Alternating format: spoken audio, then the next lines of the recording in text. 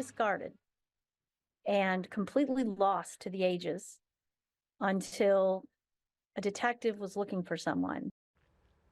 A detective investigating a cold case disappearance from all the way back in 1945 stumbles on 2 more missing people.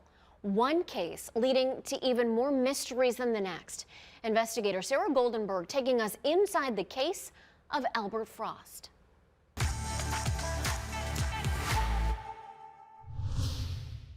It turns out finding out what happened to Albert Frost starts with the story of Mary Jane Van Gilder, a woman he never knew.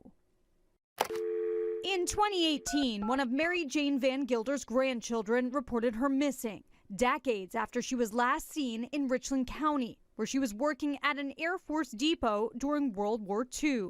That phone call would set Detective Adam Turner on a path full of surprises. It was really kind of, she just dropped off the planet in March of 1945. And so I started looking around Ohio and the country to see if she possibly could be a Jane Doe. After searching a national database called NamUs, the National Missing and Unidentified Persons System, the Shelby police detective tracked down some leads, but no Jane Does matched Mary Jane.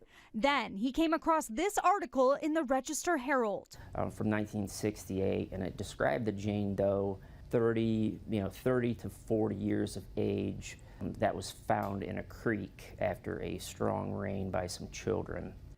She was known as Preble County Jane Doe, found in Eden, a small town on the Indiana state line, in May of 1968.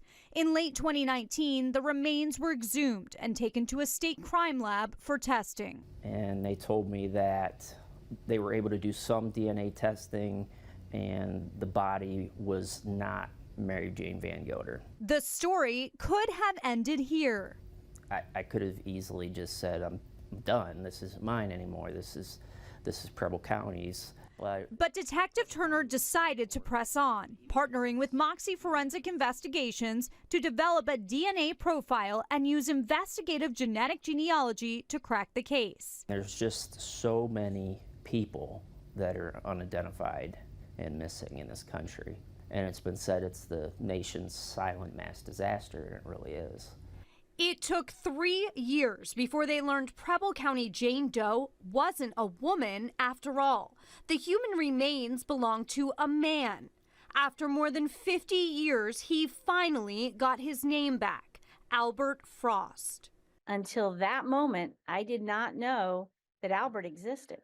Identifying Albert had a ripple effect, revealing a family secret forgotten over time. The idea that Albert was just able to just die and nobody told the rest of us about it is heartbreaking. It really is.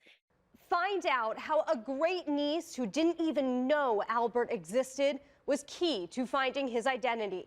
Plus, now that he has a name, an investigation is underway. Was Albert murdered? We'll have part 2 of our story tonight at 5:30. Sarah Goldenberg, 19 News.